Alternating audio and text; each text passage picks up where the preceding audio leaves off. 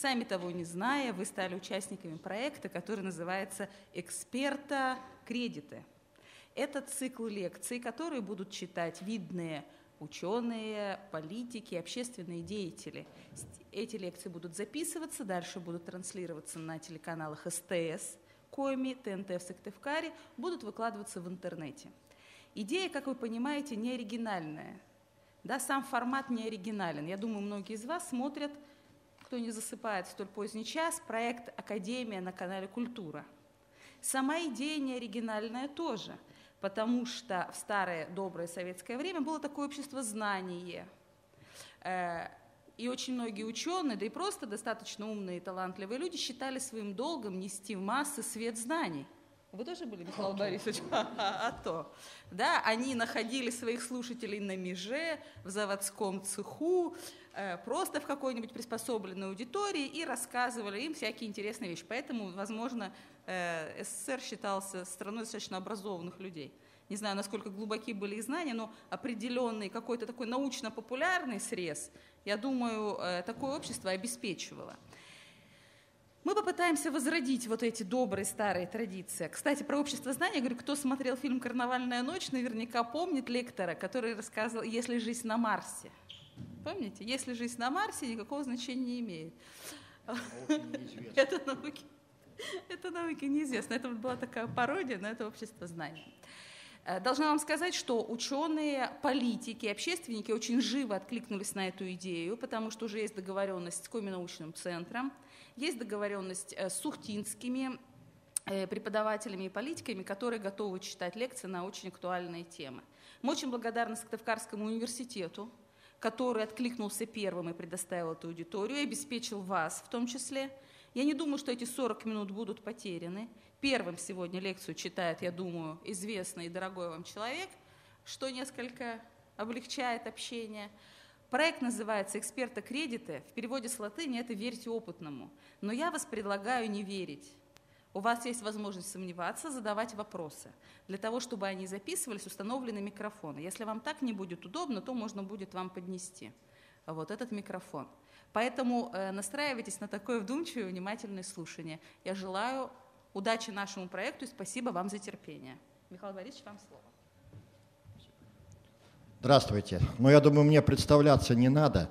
Боюсь, что меня большинство из присутствующих знают. Меня попросили открыть вот этот проект. И, наверное, это, в общем-то, труднее мне будет, чем другим, поскольку опыта пока у нас нету. И я выбрал для своего выступления тему такую общую под названием «История Коми-края». Интересно это или нет? Когда-то у нас в лицее при СГУ был отдельный курс истории и культуры Коми-края. И если бы вы учились тогда, наверное, мое выступление бы большого смысла не имело бы перед вами, именно перед такой аудиторией, поскольку вам пришлось бы в течение, страшно сказать, 4 лет по часу в неделю знакомиться с историей культуры Коми-края. Но давно уже этого курса нет, и вообще сейчас курс краеведения в наших школах потихоньку сворачивается, если не свернулся, и это имеет следствием, в общем-то, с моей точки зрения, печальный факт. Большинство у нас не знакомо с историей своего края, с историей своего региона. А с моей точки зрения это очень нехорошо, поскольку что такое региональная история вообще, о чем пошла в данном случае речь? Проще всего сказать, что региональная история – это история региона, в котором мы живем. А мы в каком регионе живем? Сразу возникает вопрос. В республике Коми. Можем ли мы говорить о том, что мы должны быть знакомы с историей республики Коми? С одной стороны, конечно, можем так говорить, но с другой стороны, республике Коми ведь немногим более 10 лет. А до этого? То есть в данном случае понятие «региональная история» довольно условное. Чтобы было понятно, я просто напомню, я учился в советское время на историческом факультете, на кафедре, название, которое нам вовсе не казалось смешным. воспринималось как само собой разумеющееся, а сейчас оно вызывает улыбку. Я учился на кафедре, которая называлась «Кафедра истории СССР периода феодализма и капитализма». Вот такое странное название. Поэтому, когда мы говорим о нашей региональной истории, наверное, правильно говорить об истории Коми-края, то есть об истории той земли, где зародился, жил и живет народ Коми. Сегодня наша территория не однонациональна. И, конечно, говорить о том, что мы изучаем историю Республики Коми и изучаем историю Коми-народа, и ставить знак равенства между этими понятиями, конечно, нельзя. Мы сейчас именно историю региона изучаем, историю. Но, тем не менее, наверное, правильно говорить об истории именно Коми-края, поскольку большинство этнической территории Коми как раз находится в рамках административных рамках современной Республики Коми. Что такое региональная история? Казалось бы, это кусочек российской истории. Вот зачем ее надо знать? Но, понимаете, вот если вы из региональных историй, будем говорить так, историй регионов Российской Федерации, как из пазлов попытаетесь сложить картину под названием «История России», у вас ничего не получится. У вас будет некое размытое изображение, по которому будет трудно определить, что это именно история России или российского государства. В том случае это не одно и то же. Потому что каждая региональная история имеет свои особенности, имеет общие и особенные черты, и это связано с тем, что и каждая территория, и народ, населяющий эту территорию, развивались, в общем-то, по-разному. Может, в рамках одного исторического русла, одного исторического процесса, но все-таки по-разному. Обратимся, скажем, к той же самой хронологии.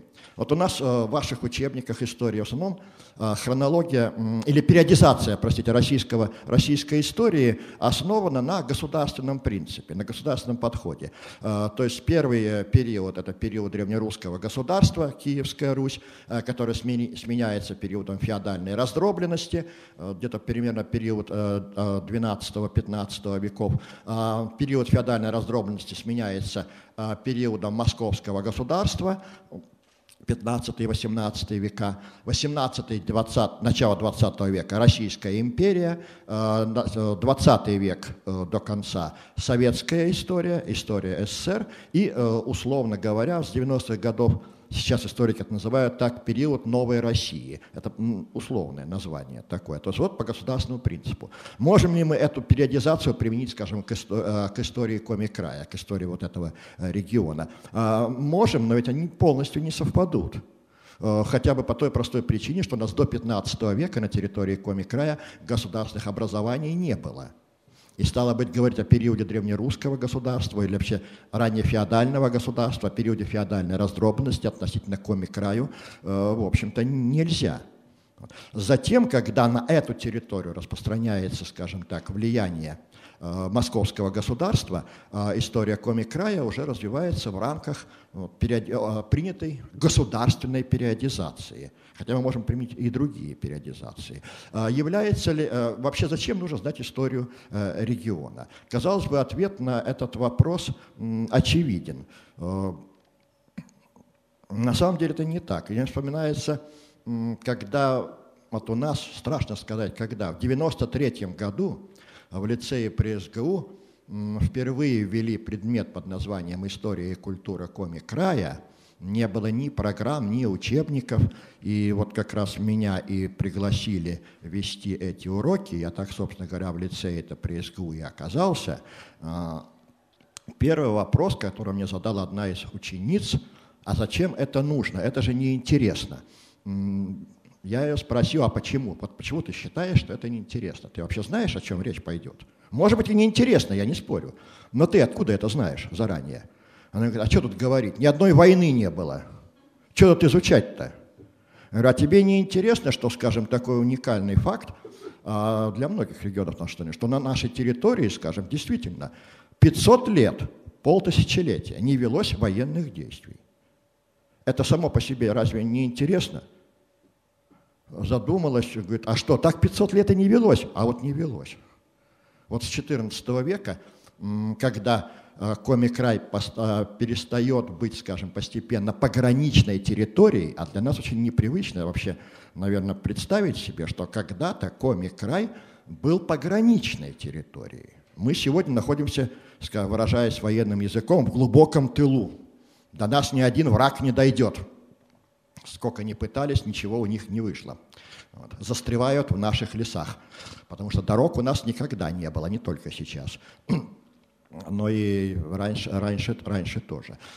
А когда-то Коми-край был пограничной территорией московского государства. Дальше Урал, за Уралом неизведанные земли под названием Сибирь, населенные, мягко говоря, не очень благожелательно настроенными к этой территории народами, которые промышляли в том числе и военными набегами, и здесь приходилось держать войска для обороны границы московского государства на севере. Потом эта граница отодвигается, и мы становимся действительно, скажем так, глубоким тылом. И до гражданской войны, начала 20 века, здесь с 14 века, действительно на территории Коми-края не велось боевых действий. Ну и слава Богу. Что в этом плохого? Вот выяснилось, что, оказывается, хотя бы вот такое есть интересное в истории нашего края. Мы жили 500 лет без войны. О, миру мир. Выяснилось, что кое-что еще интересное есть. Но вообще, если говорить более широко, вообще незнание, хотя бы в общих чертах, представлений о прошлом своего края, это ведь, в общем-то, один из таких признаков, я бы сказал, человека, не помнящего родства, человека-маргинала, оторванного от той земли, от той вообще исторической среды, в которой он вырос. Потому что ведь что такое вообще история? Что такое вообще прошлое, настоящее и будущее? Если мы представим все это в виде прямой линии с бесконечным началом, бесконечным концом, вектором, то настоящее – это точка на этой линии. Все, что до нее – это прошлое. Все, что после нее – неведомое нам будущее. И вот сейчас мы уже с вами в течение 15 минут уже увеличили историю на 15 минут прошлое, поскольку вот только этот момент, миг, мы находимся в настоящем. То, что было минуту назад, это уже прошлое, это уже повод для воспоминаний, повод для изучений, повод для того, чтобы задуматься, а что это прошлое даст нам в будущем, к чему оно приведет. Мы сегодня много говорим о патриотизме, о том, что необходимо воспитывать человека-патриота в любви к своей родине. Но я, правда, сомневаюсь, что наша картина патриотизма сегодня, я бы сказал, такая объективная и значимая. Мне сдается, что у нас в России вся программа, скажем так, патриотического воспитания, хотя я, честно говоря, не знаю, что это такое программа патриотического воспитания, как ее реализовать на практике, она несколько милитаризирована. У нас образцом патриота является солдат, служащий в российской армии, и образцом патриота у нас являются герои, которые погибли, защищая Родину. Я это говорю без всякой иронии, потому что я с глубоким уважением, естественно, как сын солдата Великой Отечественной войны, отношусь к тем, кто воевал, кто защищал Родину. Но я хочу сказать, что патриотизм вообще-то не только в этом, чтобы в экстремальных обстоятельствах встать на защиту своей страны, не побежать, не предать и честно выполнить свой долг. Вообще патриотизм гораздо более широкое понятие и основанное как раз в частности на понимании о том, откуда ты вышел и для чего и для кого ты, собственно, живешь на этой земле. По-моему, патриотизм можно определить очень коротко. Патриот – это тот, кто не гадит на собственной земле, вот, в широком смысле этого слова. А дальше можете не гадить в любом виде, растить деревья, растить детей, строить дома, вовсе не задумываясь о том, что вы поступаете как настоящий патриот. Вот не гадьте, и вам потомки скажут спасибо. Но для этого надо знать и уважать свою землю, на которой вы родились, выросли, с которой связаны корни ваших предков. Вот, по-моему, в этом как раз и есть смысл регионоведения. И кроме того, регионоведение, собственно говоря, включает в такую штуку, как краеведение. Это не одно и то же, по-моему. И, строго говоря, краеведение – это ведь история ваших семей, история вашего дома маленького. А у нас ее не знают. Знаете, где-то лет 10 назад меня я прочитал в статье «История 1 сентября». Есть такая очень хорошая газета для учителей истории. Цикл статей о том, как преподают историю в разных странах. В школах, именно по школьным программам. Мне запомнилась, сейчас поймете, почему запомнилась, статья о том, как преподается история в такой маленькой, уютненькой европейской стране под названием Дания. Так вот, там целый учебный год, не помню какой, где-то в классе в 10-м, наверное, целый учебный год в датских гимназиях история преподается по программе «История моего дома». То есть история моего села, ну, сел как таковых в Дании нету, история моего города, история моей земли, история моего прихода, история моего района, то есть чисто краеведческая, целый год. Разработаны программы, по которым учащиеся не просто слушают на уроке учителя, но и сами должны выполнять практические работы по записи воспоминаний, по восстановлению там каких-то элементов истории своего вот с маленького округа. Я представляю, как тяжело и трудно и интересно работать датским учителям. Как вы понимаете, учебник по истории каждой деревни не напишешь. Это у нас в Москве есть курс под названием, «Москвоведение». Ну так то Москва, там можно учебники написать, а историю каждой деревни Пупкина, Тюткина не напишите. То есть, по сути дела, учитель с учениками воссоздает свою программу и свою историю, маленькую историю, кусочек истории этого вот маленького, уютного датского королевства, которое когда-то было очень сильным государством, кстати говоря. И понятно, что это воспитывает и уважение, ну, прежде всего, к своему дому, потому что, изучая свою историю, вы неизбежно выйдете на ваших родных, на людей, которых вы знаете. И вы неизбежно обнаружите очень интересные вещи, связанные с прошлым и связанные с людьми, хорошо вам известными. Я уверяю вас, это намного увеличивает интерес к истории, когда ты узнаешь не только, что была какая-то там Великая Отечественная война, в которой воевал весь народ, но и узнаешь, что хорошо известный вам дядя Вася вот был на этой войне и прошел ее как солдат от начала до конца и может вам рассказать не как в учебнике, что там дивизия Н наступала на Энском направлении, а дивизия там Y наступала на таком-то направлении и взяли город Берлин, а как, собственно, эта дивизия, будь она неладна, там в весенней грязи, преодолевая эту распутицу, наступала, таща на себе эти пушки, как они, матерясь, рыли эти окопы, чтобы просто сохранить свою жизнь. А вообще, как сказал мне отец, история войны – это история лопаты в основном, потому что бой короткий, а 90% времени солдат копает окопы, роет блиндажи, то есть, по сути дела, работает на то, чтобы не только победить, но и сохранить свою жизнь, потому что не выроешь вовремя окоп,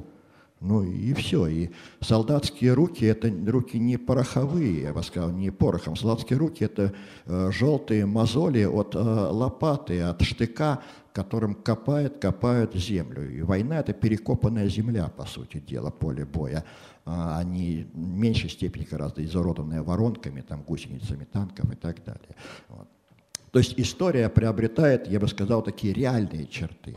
И мы в той же самой, вот переходя уже конкретно, вы-то не изучали историю Коми-края в школе. Я бы хотел просто в небольшое время, которое отведено на каждое выступление, просто вам немного рассказать о том, а что, собственно, у нас было интересно. А можем ли мы вообще считать, что история Коми-края интересна? Не только потому, что это наша земля, но и в контексте, скажем, российской истории. Ведь мы неоднократно, так сказать, выплывали на поверхность российской истории, когда региональные события обретали, скажем так, ну, общероссийский контекст.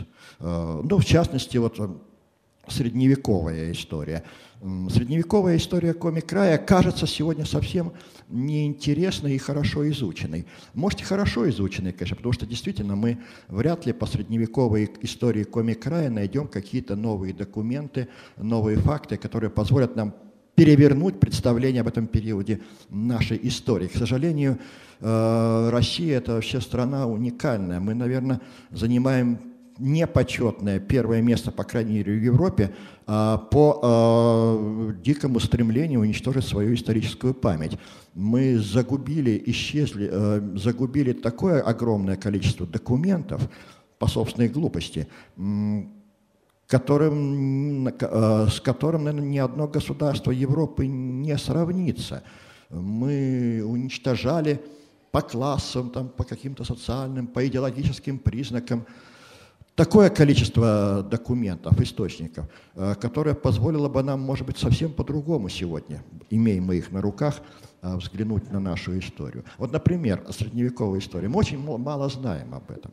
Вы слышали, например, о Стефане Пермском? Ну, именем этого человека, хотя потому что названа центральная площадь Сыктывкара, центральная площадь столицы, Стефановская площадь, хотя это уникальная площадь, на ней нет ни одного дома и нет ни одного указателя, что площадь называется Стефановской. Не верите, можете сами проверить.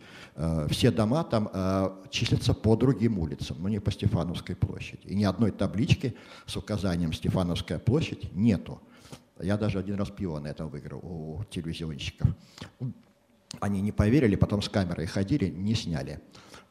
Нету таких табличек. Так вот, Стефан Пермский. По сути дела, это личность уникальная в масштабах России.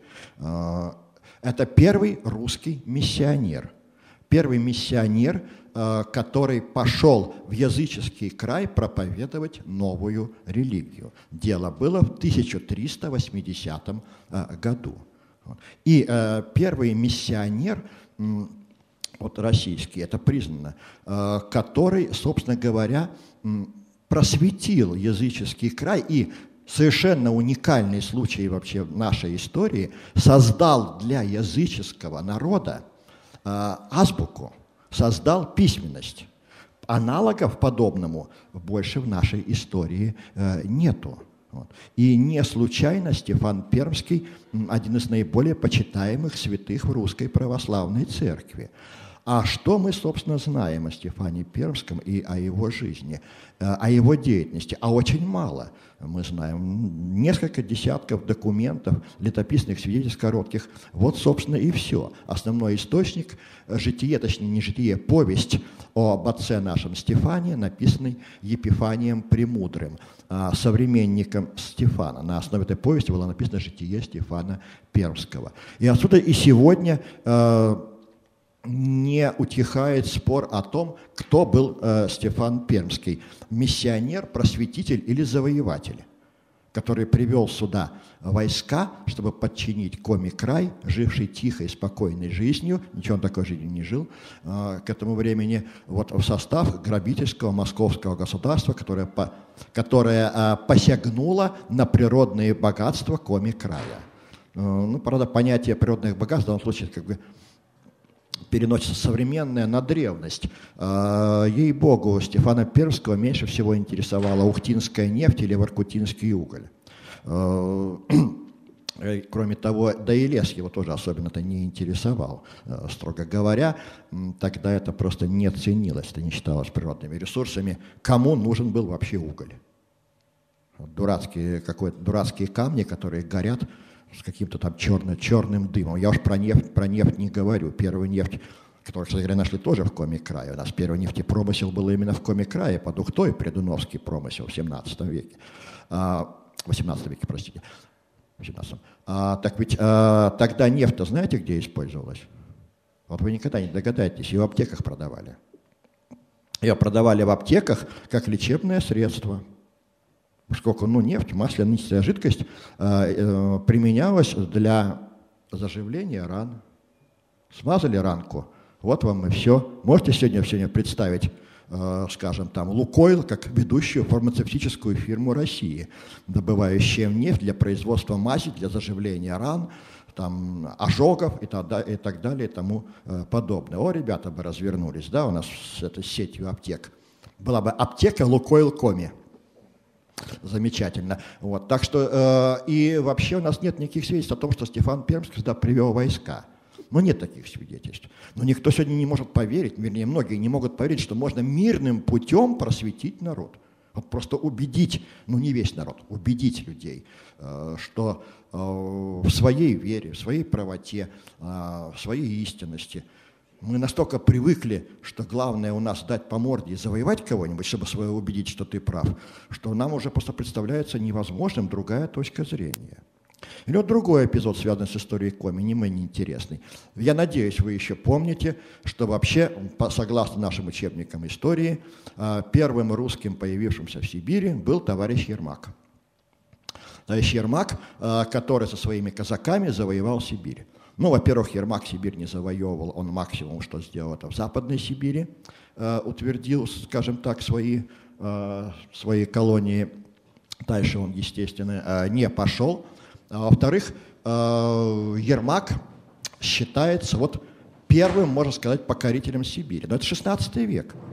А ведь первые походы, русские походы в Сибирь были с территории нашего края еще в 15 веке.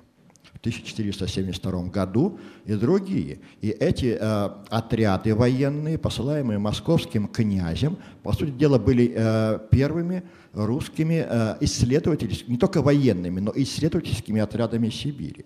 Ведь еще в 15 веке, скажем, при епископе Филофее, епископе Пермском, человек, который тоже сегодня забыт, но который вообще, по-моему, по уровню, по масштабам личности и деятельности вполне сопоставим со Стефаном Пермским. Например, мы имели очень смутное представление о том, что находится совсем рядом с нами, за Уральскими горами. У Филофея была вообще великолепная библиотека. К сожалению, она погибла. Она была в Усть-Выми, а весь архив Пермской епархии, скорее всего, был уничтожен в 30-е годы нашего уже 20 века, прошлого уже 20 века, так сказать, в рамках борьбы с религией и закрытием церквей. Я еще застал людей, которые вспоминали, что в 30-е годы около Усть-Выми 3 дня горел костер, куда сносили все эти никому не нужные опиум для народа, старинные книги, иконы, доски какие-то, рукописи из усть-вымских храмов. А Усть-Вым – это, можно сказать, резиденция Стефана Пермского. Скорее всего, там и библиотека Филофея большей частью погибла. Так вот, там находилась рукопись этой библиотеки о Сибири, о человецах незнаемых, где совсем недалекие наши соседи, через Урал, тут 2 шага, описывались как люди, ходящие, которые вообще ходят без одежды, поскольку они обросли волосами так, что им не холодно, в меховых шубах. И главное, у них ноги очень странные, такие длинные. Они на них ходят и не проваливаются в снег. То есть на лыжах они прям так, у них лыжи из ног выросли, они так по ним и топают на этих лыжах. Вот такой был уровень знания о ближайших соседях. И когда русские отряды с карательной целью пошли в Сибирь в 15 веке, по сути дела, они же были и первыми, можно сказать, исследователями Сибири.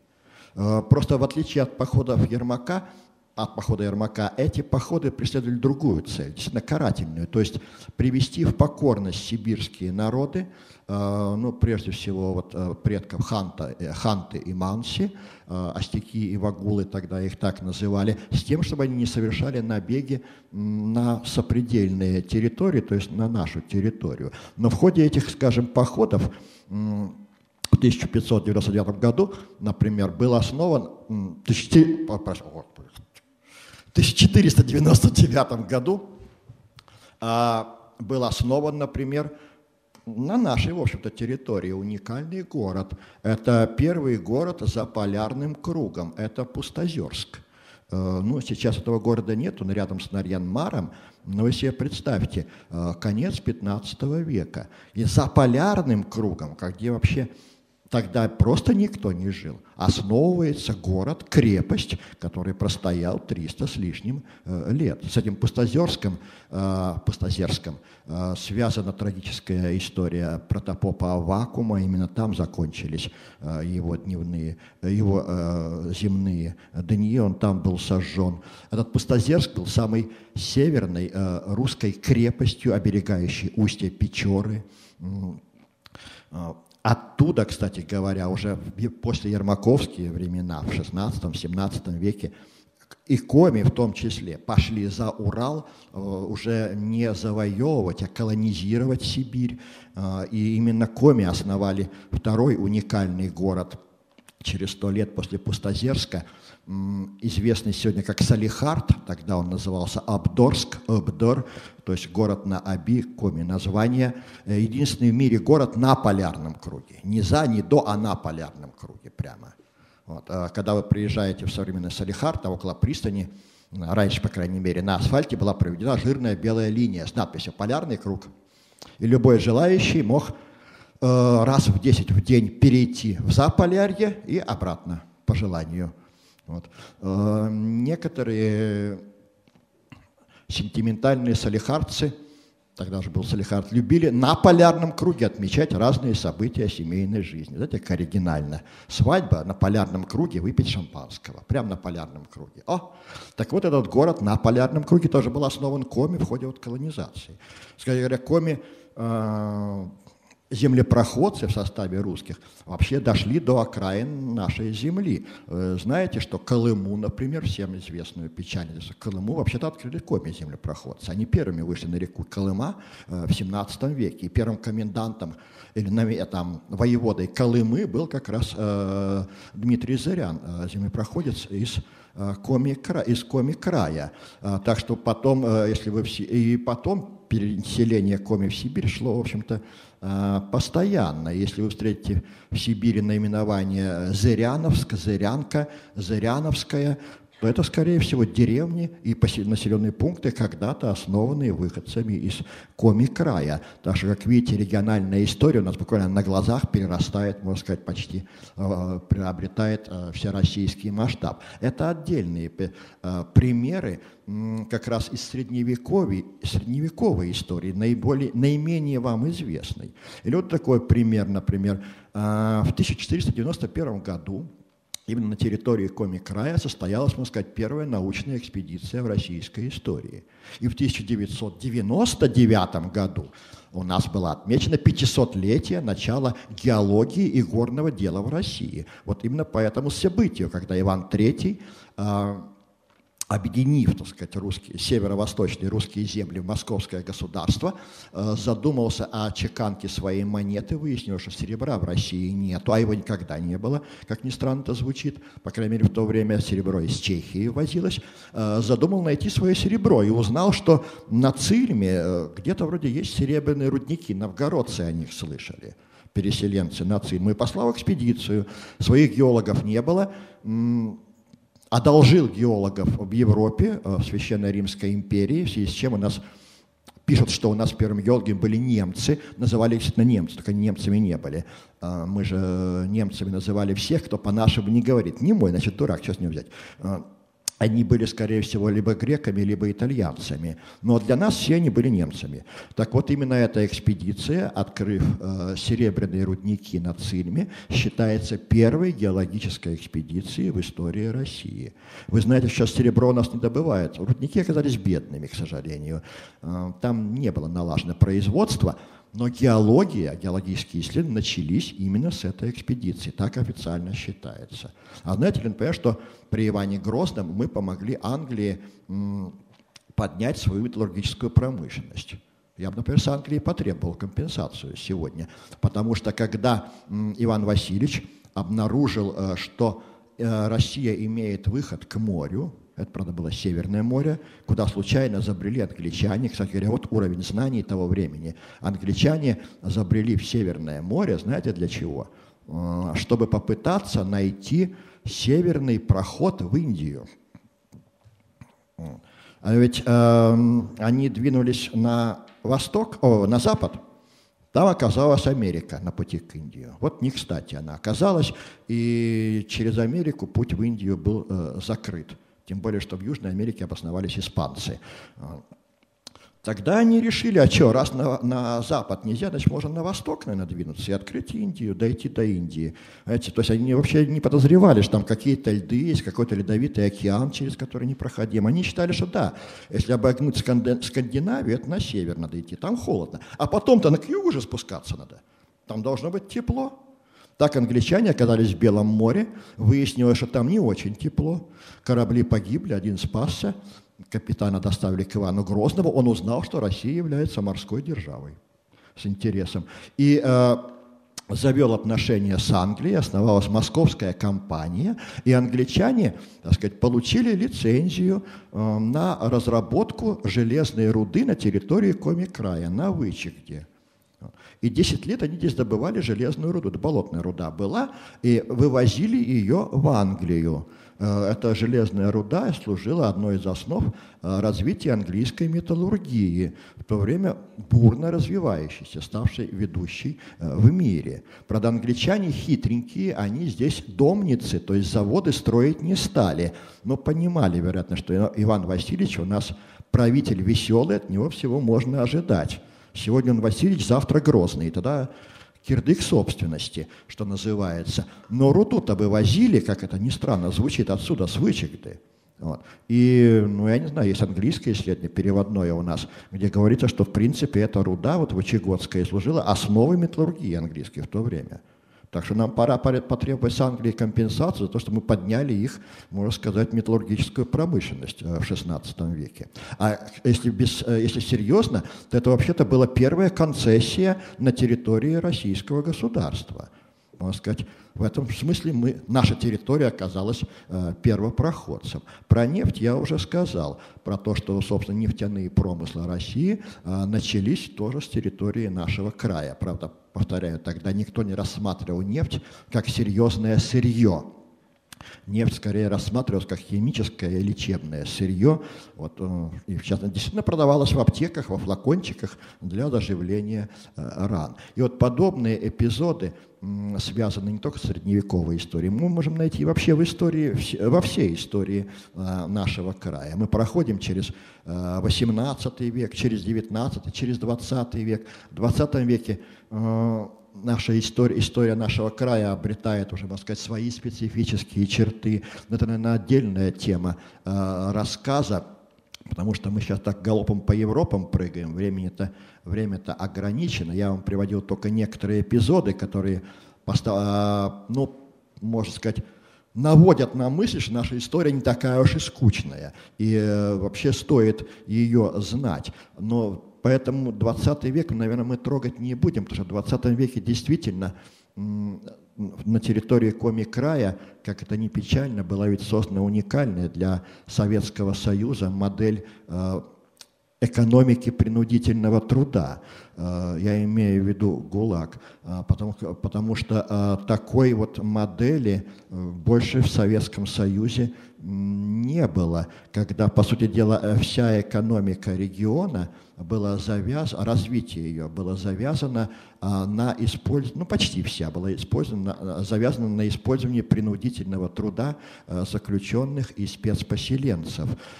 Ибо даже Колыма, в данном случае нам в подметке не годится, территория Коми-края, тогда уже Коми-АССР, это единственная территория, где действовало в разное время 17 исправительных трудовых лагерей, а численность заключенных была вполне сопоставима с численностью всего и спецпоселенцев, с численностью всего свободного населения Коми-края. И экономика, где республика Коми-АССР считалась индустриально-аграрной, но в то же время не имела, по сути дела, промышленного населения, промышленных рабочих, а 100% производства угля, 100% производства нефти, 90% производства электроэнергии и так далее ложилось на плечи лагерей, которые никак не подчинялись местной власти. То есть это вообще очень интересная тема соотношения местной власти, местного населения и этих внешних, я бы сказал, лагерных структур. Я вам один пример приведу в заключение. Недавно нашел документик, он маленький, который меня очень позабавил, честно говоря, я такого не ожидал. Это маленькое письмо Коми-обкома КПСС, а вы знаете, что партийные органы, по сути дела, подменяли собой государственную власть. Начальник Ухта-Ижемского лагеря генералу Бурдакову. Коми-обком просит выделить лагерь, выделить для ремонта здания обкома партии 100 килограмм краски и там 200 килограмм белил и штукатурки. То есть вот лагерь даже обеспечивал такую мелочь, как косметический ремонт здания обкома партии. Я напоминаю, что именно партийные органы, по сути дела, являлись органами государственной власти в республике. Без вот лагеря даже здесь было не обойтись. Что такое 100 килограмм краски? Мелочь какая-то. Вероятно, это было согласовано, и генерал Бурдаков пишет: разрешить выдать обкому 100 килограмм краски для покраски здания. Это не то, которое сейчас стоит на площади, другое. Тогда обком находился в другом здании. Но вот, тем не менее. Но, повторяю, это, наверное, отдельная тема, которую я бы не хотел касаться так кратко, я бы сказал, эскизно. Я полагаю, что и тех примеров, которые я привел, достаточно, конечно, не для того, чтобы понять, что такое история Коми-края, а чтобы, по крайней мере, попытаться сделать вывод о том, что это не безинтересно и требует, не требует, а предполагает более подробное знакомство с историей своего края. В заключение хочу сказать, что закончить хотел бы не очень на мажорной ноте. Дело в том, что это довольно трудно сегодня познакомиться с историей Коми-края. Довольно трудно, даже если у вас возникнет такое желание. Во-первых, почти нет интернет-ресурсов, а вы уже привыкли работать с интернетом. Это уж вас книжку-то, небось, и заставить читать-то довольно трудно уже будет. И было бы с моей точки зрения просто очень здорово, если хотя бы один сайт открыли, посвященный истории Коми-края, просветительский сайт. Я предлагал такой сайт сделать, но, к сожалению, идея вся в деньги ушла, потому что наполнить сайт интересными вещами историки могут. Это мы можем, вот, даже, скажем, на семейном подряде, что называется. А вот создать профессиональный сайт и поддерживать его, тут, конечно, любительства мало, тут требуются профессионалы. И кроме того, у нас ведь история Коми-края сейчас, по сути дела, уходит из школы. Увы, но это так. История Коми-края, краеведение преподается всего в нескольких школах республики. У нас в городе вот только в гимназии искусств, в Коми-национальной гимназии, а больше, по сути дела, нигде и нету. Все остальное просто, как бы сказать, включено, должно быть включено в курс истории России. Насколько это включено, вот у вас там преподаватель вам расскажет. Должно быть, по крайней мере, включено. Книги почти перестали издаваться по истории Коми-края. Единственный учебник по истории и культуре Коми, учебник, аттестованный Министерством образования, единственный, он издан 10 лет назад, в 2000 году. Хороший он или плохой, это другой вопрос. Но 10 лет ничего не появлялось. Учебные пособия, да, есть. Вот недавно издали очень хорошее учебное пособие преподавателя университета Ольги Евтихиевны Бондаренко. Кто его видел? Тираж 1300. И куда он делось, куда это пособие делось, по каким министерствам оно распределено, этого, по-моему, даже автор не знает. А вы-то уж, даже если бы захотели с ним познакомиться, вряд ли его найдете. Хотя, повторяю, книга хорошая, популярная, написана именно для вас, для людей вашего возраста, для молодежи, с картинками, между прочим. Вот на этой бы ноте я бы и хотел закончить. А чтобы была нота все-таки мажорная, я сейчас как положено заканчивать лекцию, я правда лектор общества знания, как все мы в то время, я закончу призывом: изучайте историю родного края, вам будет интересно. Все, спасибо.